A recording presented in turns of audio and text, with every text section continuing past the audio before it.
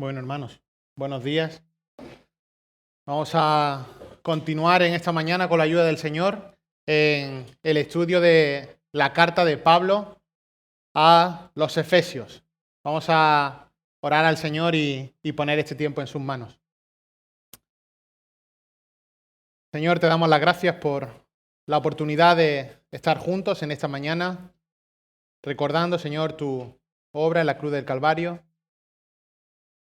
Señor, recordando la muerte de nuestro Salvador como único sacrificio necesario y suficiente para nuestra reconciliación. Y, Señor, a medida que ahora estudiamos tu palabra, meditamos en tu palabra, Señor, queremos que nos hables por medio de ella. Señor, que evites cualquier estorbo, Señor, situación pecaminosa que haya en nosotros, Señor, y impida recibir con gozo, Señor, tu palabra.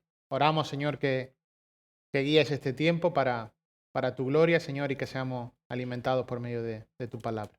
En Cristo Jesús. Amén. Solo existe una forma, solo hay una única forma en que una persona puede alcanzar un sentido verdadero y tener valor en la vida. Esto es solo posible al poseer y desarrollar una correcta relación con su Creador, una relación correcta con Dios, una relación íntima y verdadera con Dios. Una persona que está sin Cristo carece de valor espiritual, no tiene sitio que ocupar delante de Dios, ni hay ningún propósito o significado en el mundo. Es como, usando palabras del Salmo 1:4, el tamo que arrebata el viento. Por eso repito algo que ya hemos mencionado en semanas anteriores. Sin Cristo no tienes nada. Con Cristo lo tienes todo. Y con este pensamiento en mente, recuerda que hace unos meses, allá por septiembre del año 21, empezábamos a estudiar la carta de Efesios. Y recuerda que es una carta que está dirigida a creyentes que estaban en la iglesia situada en la ciudad de Éfeso, que era la capital de la provincia romana del Asia Menor, lo que ahora podríamos considerar Turquía, y que era una carta que no se quedó allí, sino que probablemente fuera leída por otras muchas iglesias del Asia Menor, una carta que fue leída por muchas personas, mucha gente. Y su autor, como vimos y lo dice ahí en los primeros versículos de la carta, es Pablo, quien se encontraba en prisión. Esto lo vemos también en Hechos 28 y probablemente fue una carta que fue escrita entre los años 60 y 62 después de Cristo. Vimos en detalle la vida de Pablo, cómo el Señor le salvó soberanamente y cómo ejerció el apostolado al que fue llamado. Ahora, ¿por qué estudiamos Efesios? Bueno, estudiamos Efesios porque es la palabra de Dios y debemos de conocer y estudiar toda la palabra de Dios, pero además es una carta que tiene un énfasis teológico y práctico. Recuerda que tiene un bosquejo muy claro, mientras que los 3 primeros capítulos están presentando un énfasis teológico y se pueden ver claramente las doctrinas del Nuevo Testamento. Los 3 últimos capítulos tienen un componente claramente práctico. Se enfocan en el comportamiento, en la conducta del cristiano. Recuerda, los 3 primeros capítulos nos dice, esto es lo que sois, esto es lo que poseéis en Cristo. Y los 3 últimos capítulos nos dice, así es como debéis de actuar. Y Efesios es tal vez más que ningún otro libro de la Biblia donde hay una conexión clara, enfatizada entre la sana doctrina y la práctica correcta en la vida cristiana. Pablo está mostrando en esta carta que la teología es práctica, que para poner en práctica la voluntad de Dios en nuestras vidas debemos entender primeramente quién somos y qué poseemos en Cristo. Y recuerda que es una carta que está escrita con el propósito de recordarle a los creyentes las enormes bendiciones que poseen en Jesucristo. No solo para vivir de una manera agradecidos a Dios, sino también para vivir de una manera digna de ellas. Y vamos a seguir estudiando con el siguiente párrafo que nos corresponde en esta mañana. Y estamos ya en Efesios capítulo 2, versículo 11. Efesios 2:11. Vamos a leer estos versículos. Dice así la palabra del Señor. Recordad, pues, que en otro tiempo vosotros los gentiles en la carne, llamados incircuncisión por la tal llamada circuncisión, hecha por manos en la carne, recordad que en ese tiempo estabais separados de Cristo, excluidos de la ciudadanía de Israel, extraños a los pactos de la promesa, sin tener esperanza y sin Dios en el mundo. Versículo 13. Pero ahora, en Cristo Jesús, vosotros, que en otro tiempo estabais lejos, habéis sido acercados por la sangre de Cristo. Porque Él mismo es nuestra paz, quien de ambos pueblos hizo uno, derribando la pared intermedia de separación, aboliendo en su carne la enemistad, la ley de los mandamientos expresados en ordenanzas, para crear en sí mismo de los dos un nuevo hombre, estableciendo así la paz. Y para reconciliar con Dios a los dos en un cuerpo por medio de la cruz, habiendo dado muerte en ella a la enemistad. Y vino y anunció paz a vosotros que estabais lejos y paz a los que estaban cerca. Porque por medio de Él, los unos y los otros, tenemos nuestra entrada al Padre en un mismo espíritu.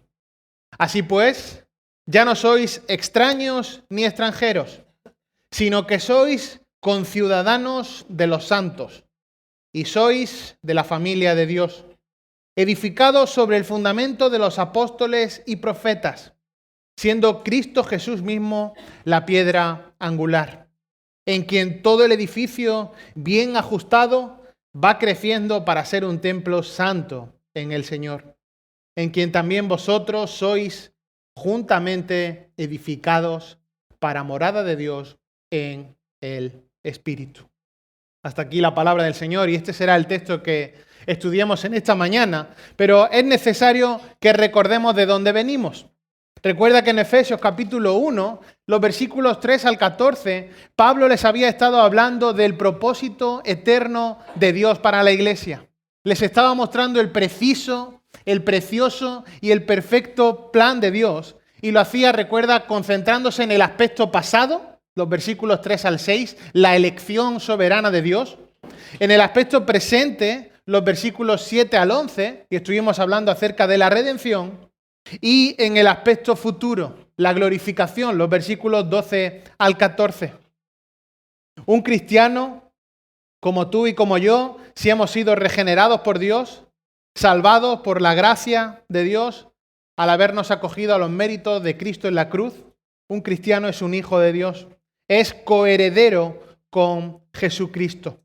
Y si esto es así, si esto es una realidad, es necesario que comprendamos con precisión las infinitas bendiciones que poseemos en Cristo. Recuérdalo, capítulo 1, versículo 3. Bendito sea el Dios y Padre de nuestro Señor Jesucristo, que nos ha bendecido con toda bendición espiritual en los lugares celestiales en Cristo. Necesitamos entender la posición que ya ocupamos en nuestro Salvador, en Cristo. Necesitamos acercarnos a las bendiciones que por gracia hemos recibido. Y esto es a lo que nos está llamando a meditar esta carta, y especialmente en los 3 primeros capítulos. Tiene el propósito de transmitirle a los creyentes, a los cristianos, el entendimiento correcto de su posición, de lo que son en Cristo, de lo que poseen en Cristo. Él les está diciendo, mirad, esto es lo que tenéis en Cristo. Y por supuesto que esto va a tener una aplicación directa sobre nuestra vida, sobre la vida de cada creyente, sobre la vida de la iglesia. Toda bendición, toda riqueza, toda la maravilla de lo que poseemos es solo en Cristo. Tenemos en Cristo ricas bendiciones. Y ya vimos que esta realidad que poseemos en Cristo debe marcar nuestro estilo de vida, centrado, enfocado en alabar a Dios y vivir para Cristo. Esta realidad debe de condicionar nuestro día a día, nuestras vidas de familia, nuestras relaciones con los demás, absolutamente todo. Y seguía el capítulo 1 y los siguientes versículos vimos la grandeza de las riquezas, de los recursos que tenemos en Cristo y cómo Él es supremo sobre todo. Recuerda, versículo 21, muy por encima de todo principado, autoridad, poder, dominio y de todo nombre que se nombra, no solo en este siglo, sino también en el venidero, y todo sometió bajo sus pies. Y Él lo dio por cabeza sobre todas las cosas a la iglesia, la cual es su cuerpo, la plenitud de aquel que lo llena todo en todo.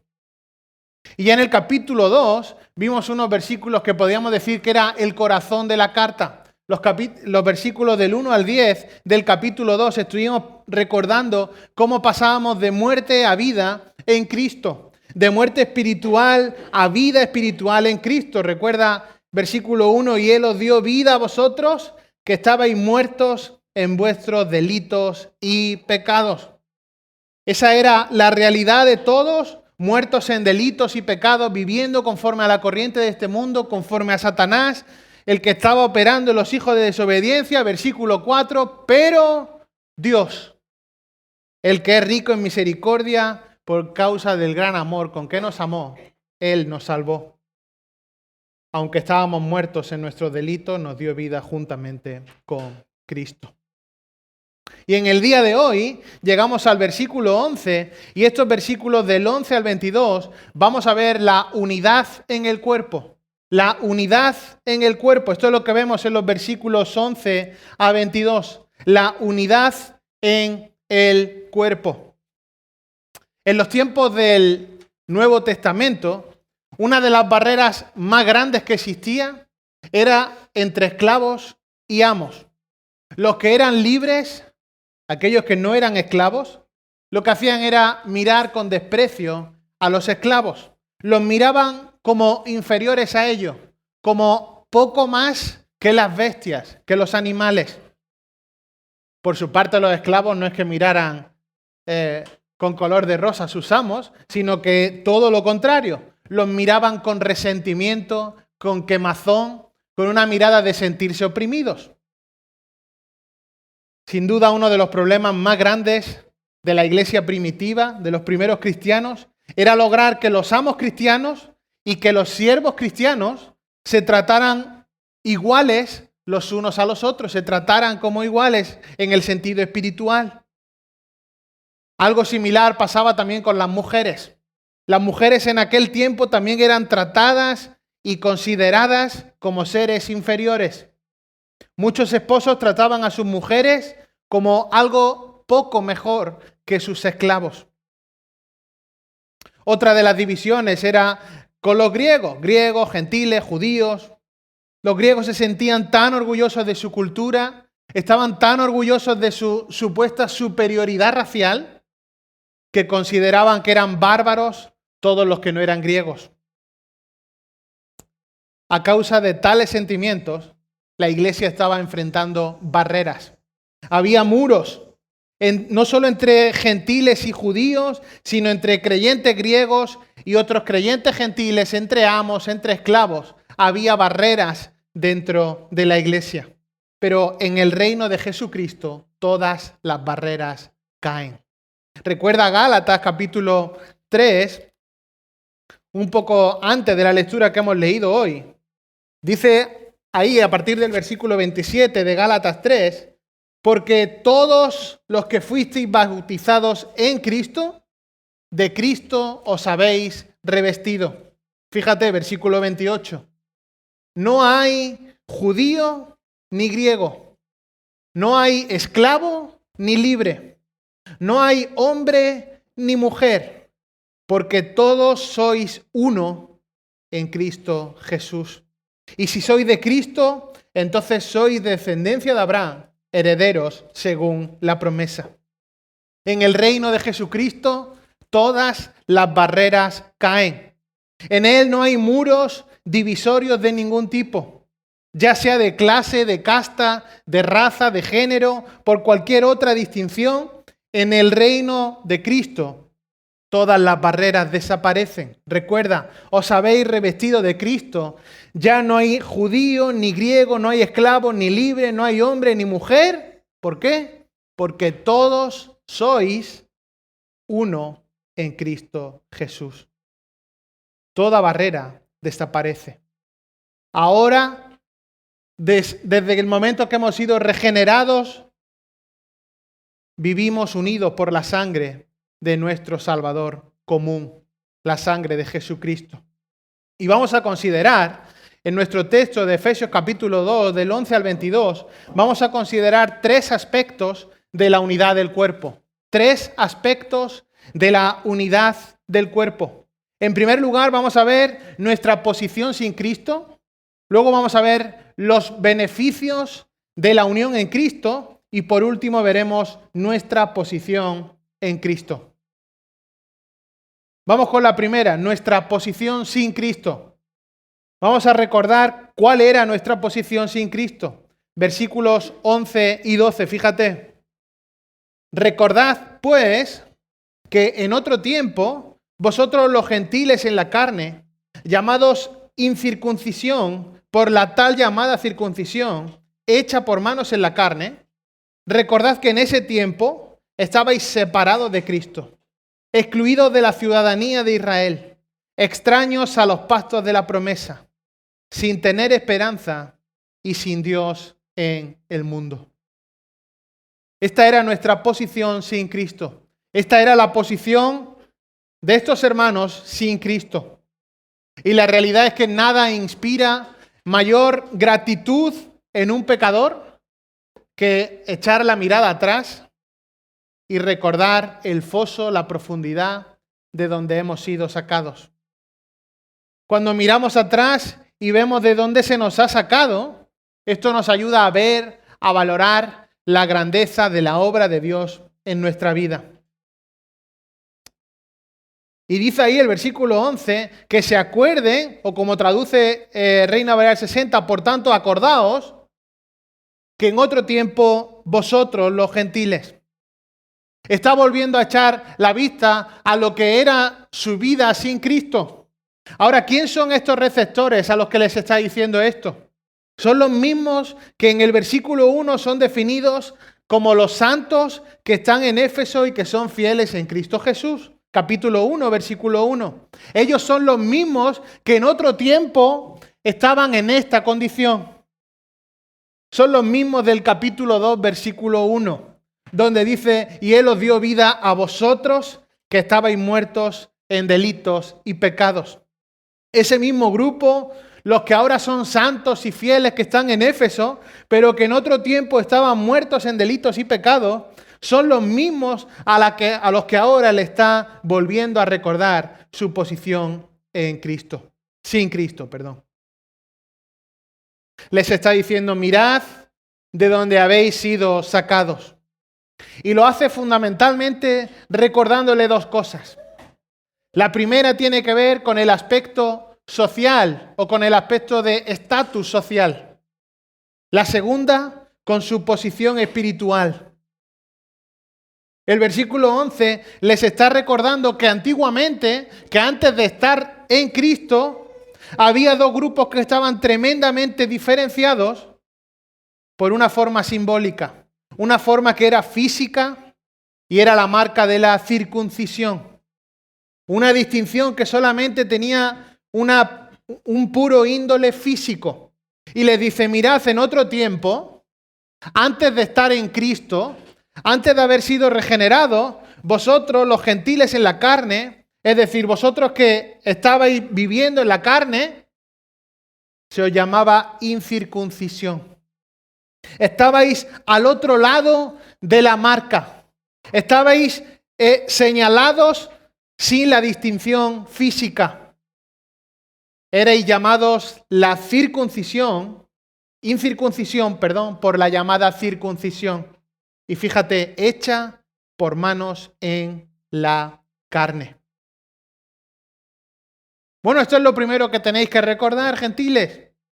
Que en otro tiempo erais los incircuncisos. Pero esto no se queda ahí, sino que sigue el versículo 12 y se centra en su realidad espiritual. El versículo 11 les ha marcado, digamos, desde un punto de vista físico, y ahora el 12 se centra en el plano espiritual. Otra vez, recordad o acordaos que en ese tiempo, es decir, antes de estar en Cristo, ¿cómo estaban? Separados de Cristo, excluidos de la ciudadanía de Israel, extraños a los pactos de la promesa, sin tener esperanza y sin Dios en el mundo. Esa era la realidad. Fijaos, en cierta medida es natural volver al capítulo 2, versículo 1. Muertos en delitos y pecados, en los cuales anduvisteis en este tiempo, según la corriente de este mundo, conforme al príncipe de la potestad del aire, el espíritu que ahora opera en los hijos de desobediencia, en los cuales también todos nosotros en otro tiempo vivíamos en las pasiones de nuestra carne, satisfaciendo los deseos de la carne, de la mente, y éramos por naturaleza hijos de la ira, lo mismo que los demás. Ahora les dice, en ese tiempo estabais sin Cristo. Estabais sin Cristo. Estabais separados del Mesías, ajenos de la realidad del Mesías, ajenos de la realidad del Salvador. Estabais excluidos de la ciudadanía de Israel. Claro, esto era natural por su propia condición de gentiles. Erais extraños a los pactos de la promesa. Este pacto de la promesa es el pacto supremo que le fue dado por Dios a Abraham en Génesis capítulo 12. Recuérdalo, y haré de ti una nación grande y te bendeciré. Bueno, estaban ajenos a eso. No aplicaba sobre ellos ese pacto.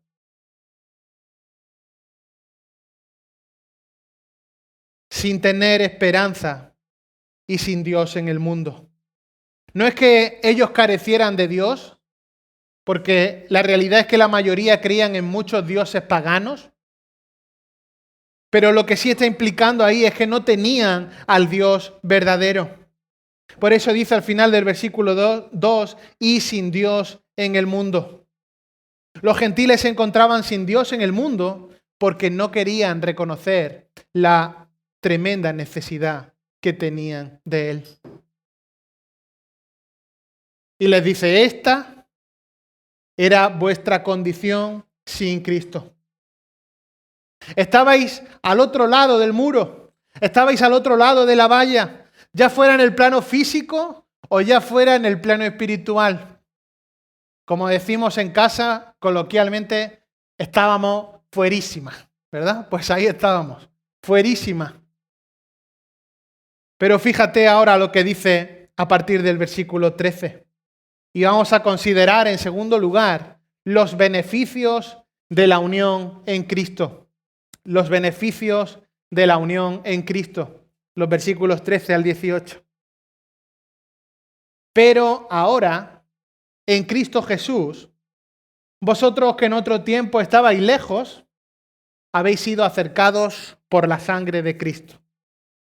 Porque Él mismo es nuestra paz, quien de ambos pueblos hizo uno, derribando la pared intermedia de separación, aboliendo en su carne la enemistad, la ley de los mandamientos expresados en ordenanzas, para crear en sí mismo de los dos un nuevo hombre, estableciendo así la paz, y para reconciliar con Dios a los dos en un cuerpo, por medio de la cruz, habiendo dado muerte en ella a la enemistad. Y vino y anunció paz a vosotros que estabais lejos y paz a los que estaban cerca. Porque por medio de Él, los unos y los otros, tenemos nuestra entrada al Padre en un mismo espíritu. ¿Cuáles son los beneficios de esta unión en Cristo? Bueno, ¿qué era lo que había antes sin Cristo? Separación. Versículo 13. Pero ahora en Cristo Jesús. Tremendo, otro pero. Recuerda que había un pero magnífico en el capítulo 2, versículo 4, y ahora hay otro pero tremendo en el versículo 13. Pero ahora, en Cristo Jesús, vosotros que en otro tiempo estabais lejos, que estabais fuerísima, habéis sido acercados por la sangre de Cristo. En Cristo Jesús, la barrera fundamental del pecado ha sido quitada del medio. Todas las demás barreras, por supuesto, también son removidas. Si la barrera fundamental del pecado fue demolida, fue quitada del medio, ¿cómo no las demás barreras que separaban a judíos, griegos, circuncisos, incircuncisos, esclavos, libres, no van a ser también removidas? Recuerda, en el reino de Jesucristo, todas las barreras caen. En Él no hay muros divisorios de ningún tipo. Ahora en Cristo Jesús, vosotros que en otro tiempo estabais lejos, habéis sido acercados por la sangre de Cristo. Quienes son uno en Cristo, son uno en cada uno de ellos y entre sí mismos. Recuerda, y esto ya lo vimos, hemos sido acercados por la sangre de Cristo y ahí no hay nada en la sustancia misma de la sangre, del líquido acuoso, sino que está aludiendo a la obra sacrificial de Cristo en la cruz, a la obra de redención, al sacrificio perfecto, único, necesario para reconciliación entre Dios y el hombre. Ahora, ¿cuáles son los dos beneficios fundamentales de esta unión con Cristo? El primero de ellos lo vemos en los versículos 14 al 17 y es la paz. La paz es el primero de los beneficios fundamentales. Paz para con Dios y paz para con su pueblo. Esto lo vemos en los versículos 14 al 17 y por eso empieza el 14, porque Él mismo es nuestra paz. Lo que está recalcando aquí el autor es que solo Jesús es nuestra paz. Sigue el versículo 14 y dice, Él mismo, y está hablando de Jesús, quien de ambos pueblos hizo uno, derribando la pared intermedia de separación. La paz solo llega cuando el ego muere. El único lugar donde el ego puede morir de verdad, de una manera única, es al pie de la cruz del Calvario. Por eso el versículo 14 está directamente relacionado con el 13. Hemos sido acercados por la sangre de Cristo, porque Él mismo es nuestra paz. No hay un lugar donde se pueda llegar a alcanzar la paz verdadera que deje fuera la cruz de Cristo. Solo cuando enfrentamos la realidad de la cruz, en humillación, en arrepentimiento por nuestro pecado, es que alcanzamos la verdadera paz. Ahora, ¿qué paz está hablando aquí? No es una paz temporal que tenga un inicio, que tenga un momento donde se va a terminar. No es temporal, sino que es una paz permanente. Él, de ambos pueblos, hizo uno. Bueno, ¿cuáles son estos pueblos? Versículo 17, aquí dice, anunció paz a los que estaban lejos y a los que estaban cerca. Bueno, los que estaban cerca, los que estaban cercanos, eran los que podemos decir que eran los judíos. Ellos eran los cercanos. Mientras que los gentiles eran aquellos que estaban lejos, que estaban alejados. Pero lo que está diciendo aquí es que de esos dos pueblos hizo uno. Derribó la pared intermedia y anunció paz tanto a los que estaban lejos como a los que estaban cerca. De ambos pueblos hizo uno. Cuando el Señor Jesucristo murió en la cruz y en ese sacrificio perfecto, único, abolió todas las barreras entre el hombre y Dios y también entre el hombre y sus semejantes. Ahora, dice ahí a partir del versículo 15, aboliendo en su carne la enemistad de las leyes, de los mandamientos expresados en ordenanzas, para crear en sí mismo de los dos un nuevo hombre estableciendo así la paz. La barrera más grande, la barrera más fuerte, el muro más alto entre judíos y gentiles era la ley ceremonial. La ley de los mandamientos expresados en ordenanzas, lo que dice ahí, la ley de los mandamientos expresados en ordenanzas. Esto era el muro más insalvable. Esto era lo que más distanciaba a judíos y gentiles. Todas las festividades, los sacrificios, las ofrendas, las leyes de limpieza, la purificación, la infinidad de mandamientos externos que había. Todo esto hacía que hubiera una separación única entre Israel y el resto de naciones. Todo ese ceremonial, dice aquí que fueron abolidos por completo. Estableciendo, final del versículo 15, estableciendo así la paz. La reconciliación mutua entre ambos pueblos es inseparable de su reconciliación con Dios. El primer muro insalvable, infranqueable de toda la humanidad, era tener una relación íntima con Dios. Ese fue el primer muro que se venció, que se derribó gracias al sacrificio de Cristo en la cruz. Y si ese muro cayó, si esa distancia insalvable fue derribada, ¿cómo no la va a haber entre iguales? A medida que ambos pueblos son reconciliados con Dios, también se acercan y son reconciliados entre ellos. Así que la muerte de Cristo, el sacrificio de Cristo en la cruz, el haber sido acercados por la sangre de Cristo, cumple a la perfección lo que Dios había propuesto: acercar a los hombres a Él. Así que el primer beneficio es la paz. Paz con Dios y paz con su pueblo, en vertical y en horizontal. Ahora hay un segundo beneficio de esta unión con Cristo y está en el versículo 18.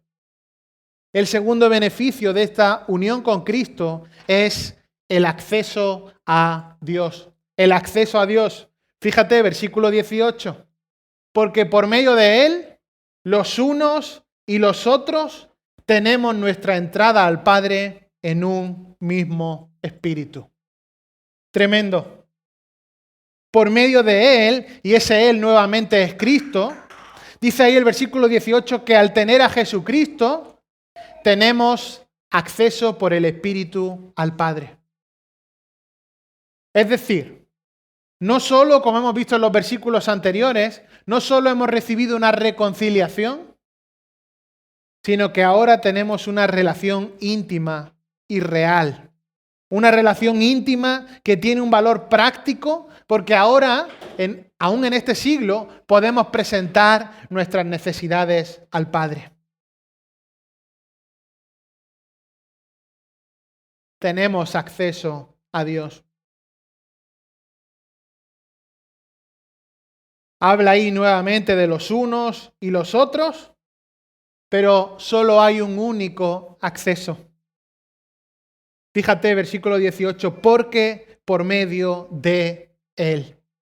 La única entrada a la presencia de Dios, la única puerta al reino, y no hay otra, es solo a través de su Hijo. Recuerda, porque por medio de Él, los unos y los otros tenemos nuestra entrada al Padre en un mismo espíritu. No hay muchas puertas, no hay muchos accesos, no hay un canal abierto para que todo el mundo se cuele. No vas a entrar en el reino porque tu padre te diera esa identidad. No vas a entrar en el reino porque tu marido, tu esposa, tu hijo, tu padre, tu familiar. No vas a entrar en el reino porque asistas a una iglesia periódicamente. No vas a entrar en el reino porque te guste o te sientas cómodo con lo que se enseña en una iglesia evangélica, sino que el único acceso a Dios, la única entrada a la presencia de Dios, la única puerta al reino de Dios es por medio de Jesucristo. No hay otra puerta. No hay otro acceso al Padre, solo por medio de Jesús. Esto es el segundo de los beneficios de la unidad en Cristo. el que tenemos acceso a Dios. Un acceso pleno, libre, gracias a los méritos de Cristo en la cruz del Calvario. Y así llegamos, en tercer lugar, a nuestra posición en Cristo. Nuestra posición en Cristo. Y esto lo vemos en los versículos 19 al 22. Recuerda, hemos visto cómo era nuestra vida sin Cristo. Estábamos al otro lado, en la separación aplicada sobre este pueblo en el plano físico, pero también en el plano espiritual. Hemos tenido beneficios de la unidad en Cristo. Ahora tenemos paz, paz para con Dios, paz para con su pueblo. El segundo de los beneficios es que tenemos acceso a Dios. Y ahora, los versículos 19 al 22 es como si fuera una especie de conclusión, una especie de resumen de todo el capítulo 2. Y dice el versículo 19, y esta es nuestra posición en Cristo: así pues, ya no sois extraños ni extranjeros, sino que sois conciudadanos de los santos y sois de la familia de Dios, edificados sobre el fundamento de los apóstoles y profetas, siendo Cristo Jesús mismo la piedra angular, en quien todo el edificio, bien ajustado, va creciendo para ser un templo santo en el Señor, en quien también vosotros sois juntamente edificados para morada de Dios en el Espíritu. Empieza el versículo 19, así pues, ya. Esto es el ahora, el momento de ahora. Y está haciendo una comparación con lo pasado, con lo que hemos estado describiendo del otro tiempo, los versículos 11 al 12. Ahora está en contraste con los versículos 19 al 22. ¿Qué éramos en otro tiempo? Extraños. Estábamos fuerísimas. Pero dice el versículo 19 que ahora ya no. Ahora, ¿cómo estamos? ¿Cuál es nuestra posición en Cristo? Y aquí se dan tres ideas fundamentales de nuestra posición en Cristo. La primera es que hemos sido unidos en el reino de Dios. Estamos unidos en el reino de Dios. Esto lo vemos en la primera parte del versículo 19. Estamos unidos en el reino de Dios. Fíjate. Así pues, ya que no somos, no sois extraños ni extranjeros, sino que sois conciudadanos de los santos. Tremendo. Ya no somos extraños, ya no somos extranjeros. Esa palabra extraños es la que traduce Reina Valera 60 como advenedizos. Pero dice que el reino de Dios no tiene nadie que sea extranjero, nadie que sea extraño, no hay ciudadanos de segunda categoría. Recuerda Filipenses 3:20, porque nuestra ciudadanía está en los cielos, de donde también esperamos a nuestro Salvador, al Señor Jesucristo. Y lo que está diciendo aquí es que todos los creyentes en Cristo, tú y yo, si estamos en Cristo, somos conciudadanos del reino de Dios con todos los santos. Los creyentes de todos los tiempos que han depositado su confianza en Dios, estamos unidos en el reino de Dios. Ahora ya no va a haber alguien a quien se pueda considerar el extranjero. Bueno, ese es gentil, ese es judío. Bueno, esa es mujer. Bueno, él es esclavo. Todo eso está fuera. Es un reino que no tiene extraños, que no tiene extranjeros, en el que no hay ciudadanos de segunda clase, tercera clase, como en el Titanic, sino que es un reino de unidad. Y todos aquellos que estamos en Cristo, que hemos sido unidos a Cristo por la gracia de Dios, por la salvación soberana de Dios, nos convertimos en conciudadanos del reino de Dios. Y somos conciudadanos con el resto de los santos. Eso es lo que dice aquí el versículo 19. Sino que sois conciudadanos de los santos. Compartimos ciudadanía con el resto de los redimidos. Tremendo. En primer lugar, estamos unidos en el reino de Dios. Ahora, en segundo lugar, estamos unidos en la familia de Dios. Estamos unidos en la familia de Dios. Y sigue el versículo 19 y dice, y sois de la familia de Dios. Bueno, esto leído así rápido, podemos decir que bien, ¿verdad? Pero las connotaciones que esto tiene son tremendas. Y es que no solo somos miembros del reino, sino que también se nos hace miembros de la familia de Dios. Y esto tiene unas implicaciones, como digo, tremendas. Y es que Dios ahora no nos ve como los gentiles, los judíos, los esclavos, los creyentes de segunda categoría, los creyentes de primera categoría, los buenos, los malos, sino que Dios ahora nos ve y nos trata como hijos. Nos trata con un amor infinito, con el amor real de un padre a un hijo, porque estamos en la familia de Dios. Somos miembros, pertenecemos a la familia de Dios. Estamos emparentados con Dios mismo, con el Creador, con el sustentador del universo. Y Él nos ve y nos trata de esta forma. Ahora, el versículo 19 dice que somos conciudadanos de los santos y somos de la familia de Dios.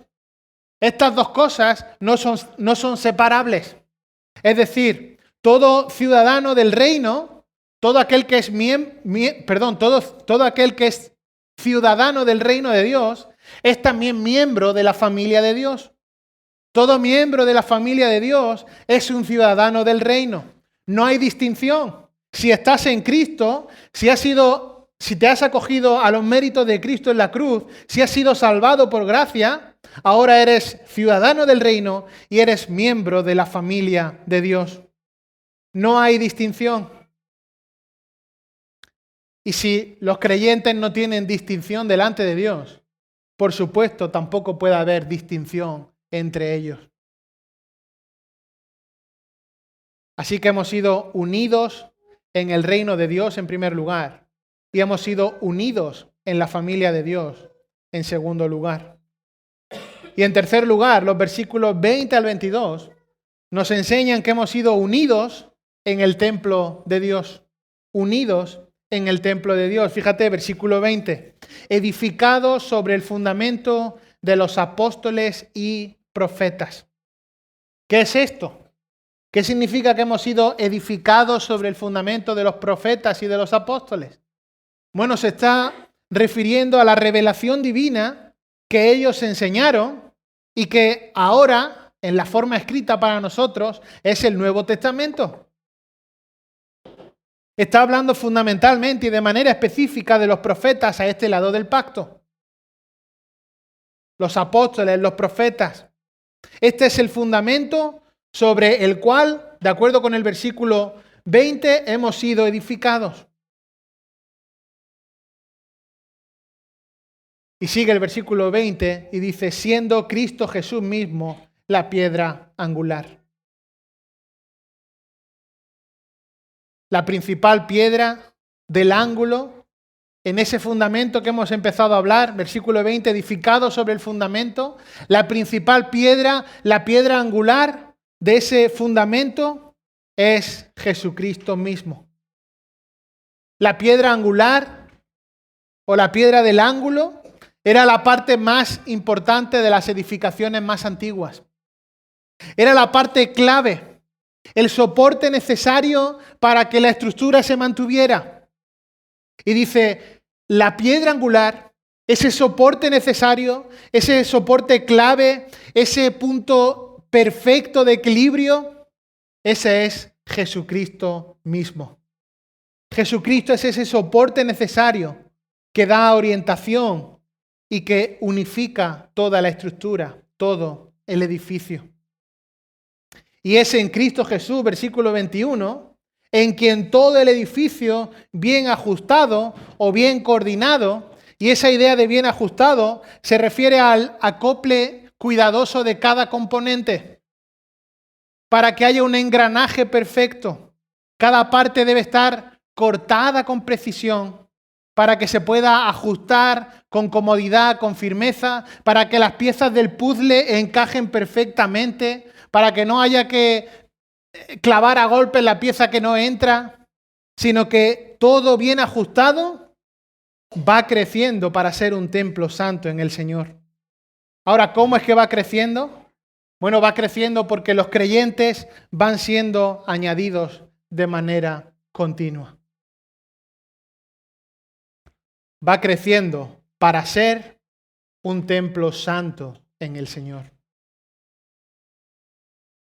En quien también vosotros sois juntamente edificados para morada de Dios en el Espíritu. Por medio de la sangre, el sufrimiento en su carne, por medio de la cruz, por medio de la muerte del Señor Jesucristo, los extranjeros se convierten en ciudadanos. Los extraños, los advenedizos, se convierten en familiares. Los idólatras se convierten en el templo del Dios verdadero. Los que no tenían ninguna esperanza, ahora heredan las promesas de Dios. Aquellos que estaban sin Cristo, ahora se vuelven uno en Cristo. Los que estaban alejados, ahora son acercados. Los impíos que no tienen a Dios, ahora son reconciliados con Dios. Por medio de Jesucristo, y solo por medio de Jesucristo, es posible una reconciliación de los hombres con Dios y de los hombres con sus semejantes. Y recuerda, este es el punto estrella de los 3 primeros capítulos de Efesios. Todo gira en torno a Cristo. Todo gira en torno a Cristo. Fíjate, versículo 3, pero ahora en Cristo Jesús. Ahora en Cristo Jesús, todo gira en torno a Cristo. Todo va a terminar en Cristo. Ve por un momento a Colosenses capítulo 1.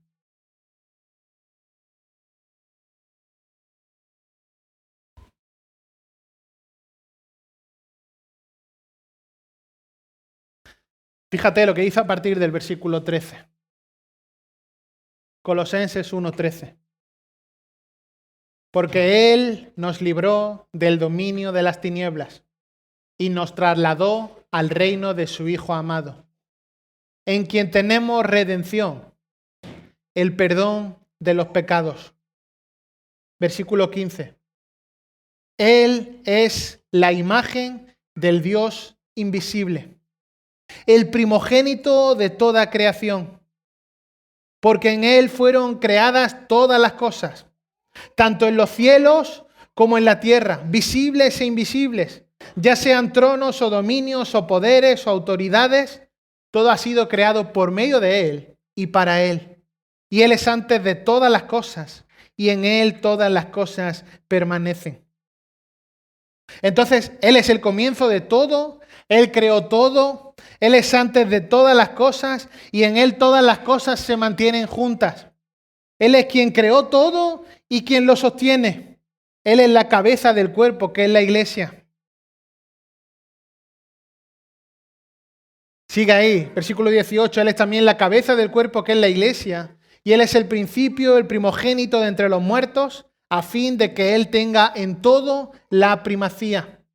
Porque agradó al Padre que en Él habitara toda plenitud. Y ahora fíjate, versículo 20. Y por medio de Él. Y por medio de Él. No hay otra forma. Y por medio de Él reconciliar todas las cosas consigo. Habiendo hecho la paz por medio de la sangre de su cruz. Por medio de Él. Repito, ya sean las que están en la tierra o las que están en los cielos. Fíjate, a ver qué te suena esto, versículo 21. Y aunque vosotros antes estabais alejados y erais y erais de ánimo hostil, ocupados en malas obras, versículo 22. Sin embargo, ahora Él os ha reconciliado en su cuerpo de carne, mediante su muerte, a fin de presentaros santos, sin mancha e irreprensibles delante de Él. Si en verdad permanecéis en la fe, bien cimentados y constantes, sin moveros de la esperanza del Evangelio que habéis oído, que fue proclamado a toda la creación debajo del cielo, y del cual yo, Pablo, fui hecho ministro. Todo se va a resolver en Cristo.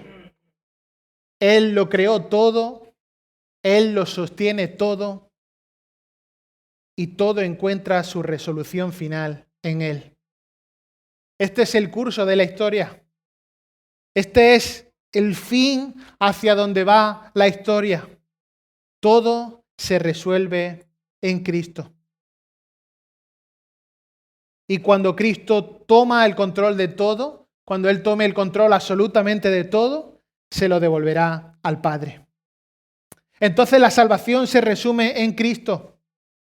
El pecado, la muerte, la destrucción, la extrañeza, todo lo malo es reunido y destruido en Cristo. Todo juicio se resume en Cristo. Toda gloria eterna se resume en Cristo. Cristo es todo, absolutamente todo.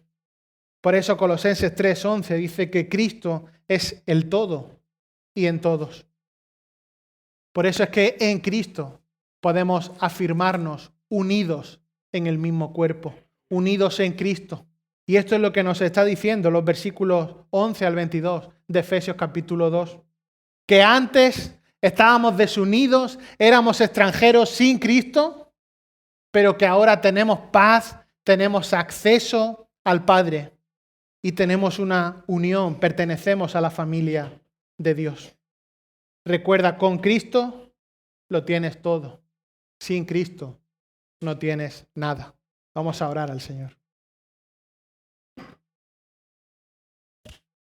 Señor y Padre nuestro que estás en el cielo, agradecemos la oportunidad de abrir tu palabra en esta mañana. Señor, tu palabra que nos recuerda, nos ayuda a recordar la realidad de nuestra vida sin Cristo, el estado de separación, de lejanía, de falta de esperanza. Señor, pero gracias que en la obra de Cristo, en el sacrificio de Cristo en la cruz, esa separación entre Dios y los hombres fue salvada, permitiendo así la reconciliación contigo. Señor, gracias porque estamos en un mismo reino, en una misma familia, y ahora ya no hay extranjeros, no hay gente extraña ni de segunda categoría, sino que ahora todos somos uno en Cristo. Señor, y es en esta unidad que queremos asentarnos, Señor, nuestro día a día.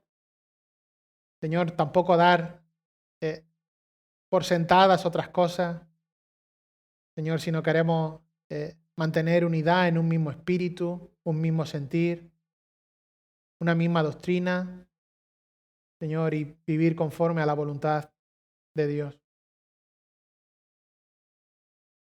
Señor, gracias porque no hay ningún mérito humano en esto, ningún mérito personal, ninguna bondad en nosotros que nos haya permitido esta reconciliación, sino que fue tu gracia, tu infinito amor para con nosotros, quien nos rescató de nuestra vana manera de vivir y nos acercó al reino de tu Hijo amado. Gracias, Señor, por estas palabras de Efesios, esta carta, Señor, que nos ayuda a ver la infinidad de las bendiciones que poseemos en Cristo, a posicionarnos de una manera adecuada, a entender, Señor, la grandeza de la obra de salvación.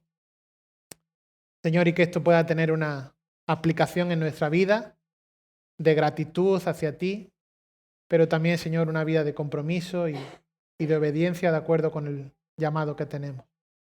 Y te ruego, Señor, si aún en esta mañana alguien está separado de ti, Señor, si no tiene una relación íntima, real contigo, Señor, que tú toques su corazón, pueda entender la grandeza del Evangelio y cómo solo por medio de Cristo, por medio de la sangre de Cristo, es posible la reconciliación de un